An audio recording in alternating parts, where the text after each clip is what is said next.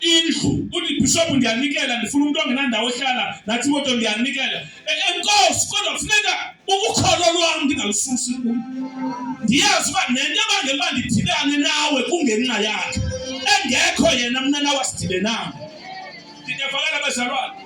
That is the gospel of Jesus. That is the gospel of the power of the cross and the power of the name Jesus. There is power in the name. The name.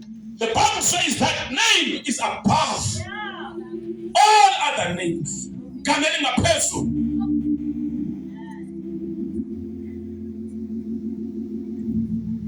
Kameli ngaphezulu kwamagama onke. Mandla omnqamlezo. Mandla omnqamlezo. Namhlanje ndiyafuna sithethe ngalonto because ukho izinto efuneka siziguqisile namhlanje. Ukho into efuneka sizenze njani? Ukho into efuneka siziguqisile. Umnqamlezo unamandla. Xa ujonga umnqamlezo kasebe sinomuntu enkulu engumnqamlezo. Awukho umnqamlezo omkhulu ne? Akhona umngcwabo okhoyo lapho umuntu ongumngcwabi onothi phaya kanye emotweni yakho no cross. Ukhona uphi center usa this side elijonge ngapha left limele the past the past ixesha ligqithileyo lingapha limele ixesha elizayo the future sevana ne the future. I'm telling about the past. I'm telling the past as in now. The past before Jesus. We also before afike. Before thini? Ukuthetha afikayo wafika kukho Old Testament. Kukho abantu bandoni? The Old Testament. Afikayo wafika walapha senda. Kwabe kukho abantu abezayo thina. Into esifika sengekho zakholwa singambona. But amandla omnqamlezo. Amandla ntoni? Xa ufunda incwadi ye-Old Testament, o-Isaya bathetha ngayo. Athetha u-Isaya athi unyana simnikiwe, umntana sizalelwe. Athetha inqadi sikaJesu kuyawuphuma igatya, kuyawuphuma indodana. Athetha ngoYesu, uthetha ngoYesu umbona kwi-800 years to come. Umbona uYesu engekabikho kusabhildwa igeneration yakhe 800 years to come. But this prophet ikwazi umbona ibone namandla asegameni elinguYesu, ibone amandla esiphambano esizawuthwalwa nguYesu. And xa iwabona namandla awugqiba ancedwe ngamandla angekhoyo physical. But ndiphinde jonga ndifuna khakha ndiyele ndizokwazi uyilungisa le nto kwincwadi I think 2 Corinthians ndithethe lezo sikhombo ukukhawuleza ne 2 Corinthians 4:18.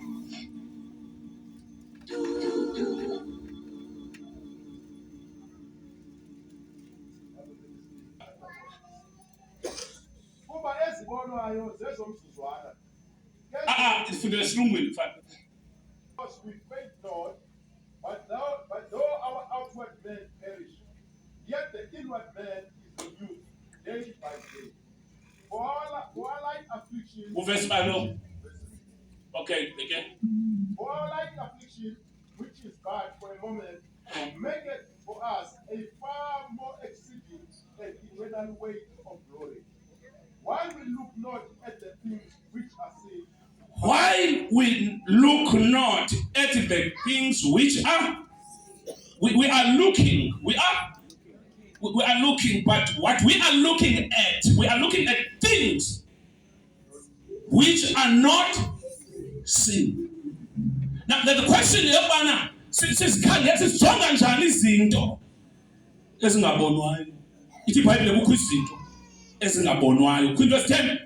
Yes, funda mfana.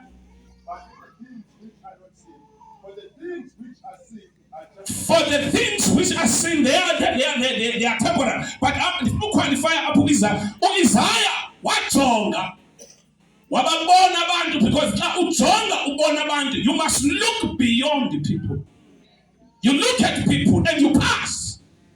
You look beyond people, because once uziqalisa ukujongana nomuntu uzawustaka kwi-mistakes zonke. Ungambona uThixo, but if ujonga umuntu and look beyond, uyakwazi ukuba beyond the person that you are looking at, ubone uThixo, ubone ubuhle bukaThixo. Kunomuntu ubone izinto ezingabonwayo.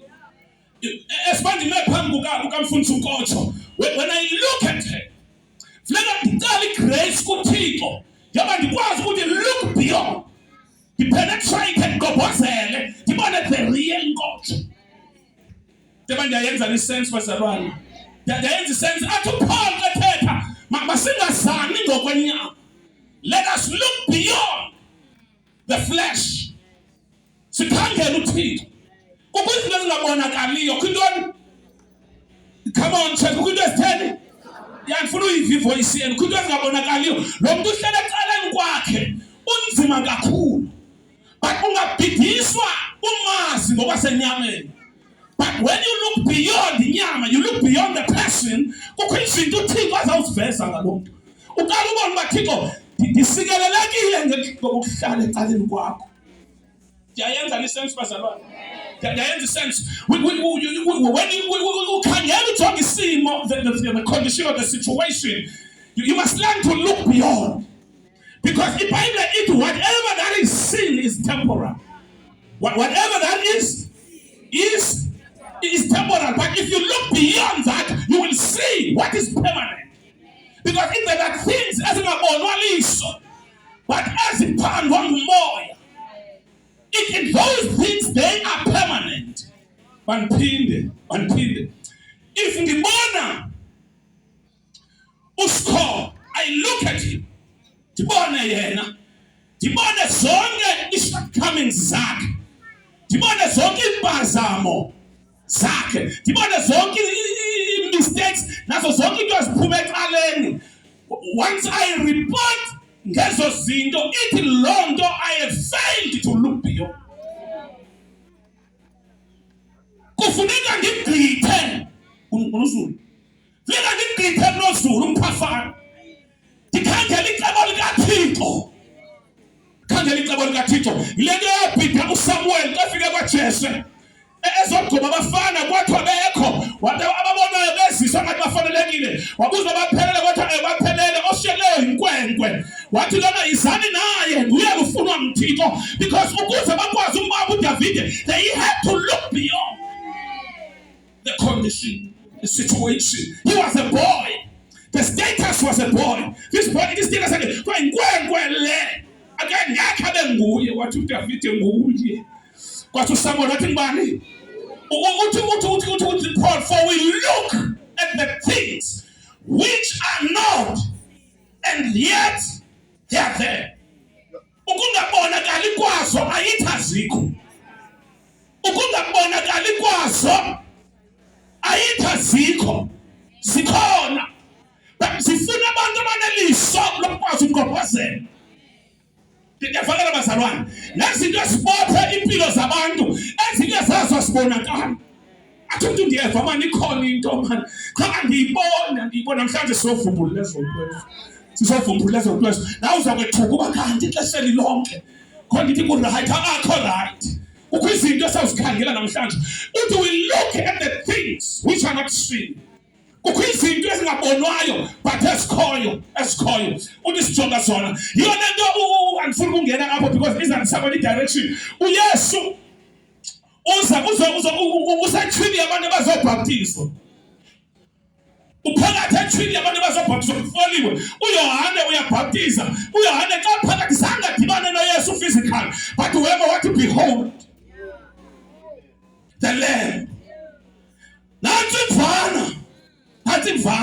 Xa icacisa kuJohn chapter number 1 verse number 32. John chapter 1 verse number 32 ukwehla from 31. Uthi I saw the Spirit. Xa esiza esamanzi ndibona izulu livuleka. Phezu kwakhe kwehla umoya onjengehove. Wakhopha phezu kwakhe and there was a voice. A umphathisayo, kukho into azibonayo kulo ungabonwa nto kuyo. Uzubethuswa kuba abantu ahamba nabo bangaboniyo. But kukho abantu baza xa ufikayo kuthiwe behold. Behold. Weza wathi phakathi kwabo kukho uzumfundi uJohn uzumfundi uthi andiboni mfana yodwa, ndibona ne-movement of the spirit. Kuhle kunyuka umoya ingcwele, kanti ujonga umoya ingcwele akathi lihobe uthi unje. Udescribe the spirit, udisithe ngohobe elimhlophe thophe phezu kwakhe wathi behold the Lamb that taketh away all sins of men, the sins of men. The Lamb, ordinary, yes, but again ordinary. He looks ordinary. Tell your neighbor, you are not, I'm not ordinary. I think I'm to say, I don't say, no. What's it going to say? You got pity, so you are doing something. I going to say, no. You got pity, so it's all la corasi. I going to say, no. Behold, there is coming a time you will become a magnet. Because holy. And that is so whole alone. So whole alone. The education was about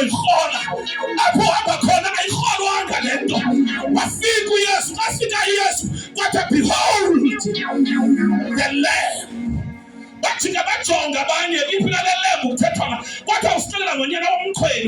Behold the Lamb. The Lamb. The Lamb.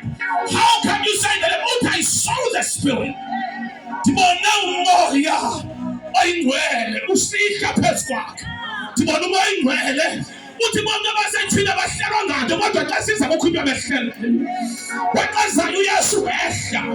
Behold the Lamb.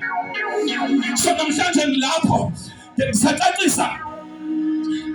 the cross, the power of the cross. If it was possible, or if it is possible, or was possible for the blood of Jesus,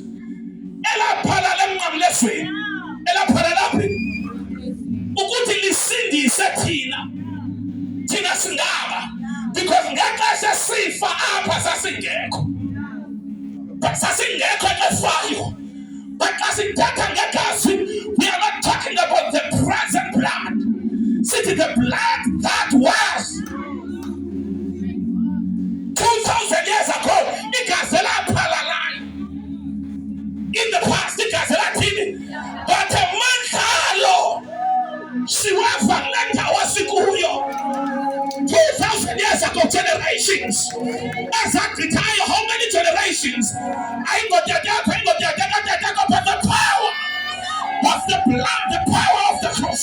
Never loses its power. The blood that gives me strength when I wake up, I get the strength. His mercies are new every day. When I wake up every day, 2,000 years. If it is possible, or it was possible for the blood to save you, it is also possible for the blood. In the absence, the cross, in the absence of the cross, those who lived before the cross,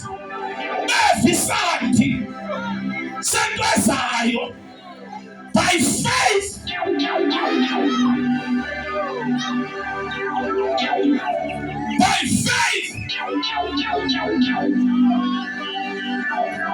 Abraham,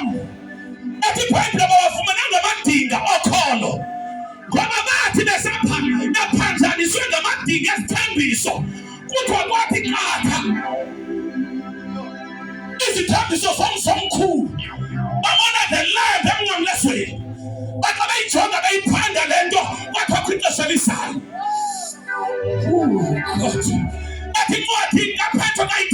I'm a prophet, high on God. What I generation as how first one. xa ifikile. Ngoba nathi bona ni late sisiva ngoku. Ingekafiki siva amandla entwezayo. Kanti la mandla entwezayo ayakwazi ukugqobhoza izulu. Kwehla izinto ngoku. Akwazi uvulekelwa lizulu. In the Old Testament, besiva amandla. In the absence of the cross, but the power was there because the Bible says that the lamb which was slain before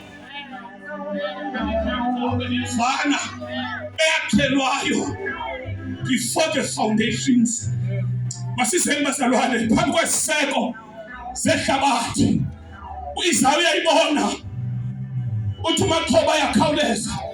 Gama lakhe nguImmanuel, ukuthethela kwakhe kusesiqankini. Athi into ezitshela izinto ezingxamile, into eziphambiwe ezingxamile. Kuthetha uIsaya ubona uYesu akazalwa 800 years. Athi kuyavela igatya, kukho intombi ezamitha. Utsho ngemaxesha amehlo akhe avuliwe. Kwi-Old Testament uthi khona into endiyivayo. Le nto endiyivayo nantsiya 800 years to come, behold. Athi but amandla ayandimangalisa because anditshintsha ngoku ingekafiki. Because ngokholo i-salvation siyamkela ngokholo. Asiyamkelanga kuba sibonile. Uma wafika okanye ngazafike, hayi into esiyithathayo the conviction it wafika ezunamandla. Wafika esemandleni athi yena umike ethetha shaba lwami ungandivukeleli. Ndiyakuwa izihlandlo zibe sixhenxe, ndiphinde ndiphakame izihlandlo. Uthe hayi bo uyithatha phi iprofethi le nto umvumile ethetha athi there is a lamb. Kunemfana ethi la Isaya lawufika namandla Grace wayethetha ngeGrace umika ethi lami xa ifikile lamfana uze xa uthi emntwini kuphelile aphinde phakama uphakanyiswa ngamandla langizayo. Uthi nami sengiyiphathe yawo uthi ungandibheleli mzawa ndivuke ndiwiswa lifuthe phakanyiswa lifuthe lalentwisayo. The power of the cross. The power of the cross. Xa i-cross ijonge ngapha ixelela ngabantu abaphileyo before uYesu bekhona. Ithi khona abaphilileyo bayolala bengadibenanga nawe. Yiyo le nto uYesu uxefayo emnqamlezweni akafelanga thina sodwa esibonisa. Uxehlayo ebheke ezantsi abheke kumaqhawe Old Testament akhangela amadoda athethayo. Axefikayo afike kwashibheka beshebe wabheknekho. Athi ngikhumbula esikweni lomlilo. Andimbonanga kodwa spiritually nangibona. Ndafika ndaphakathi kwena ezingxakini zenu. Ukumkanlepho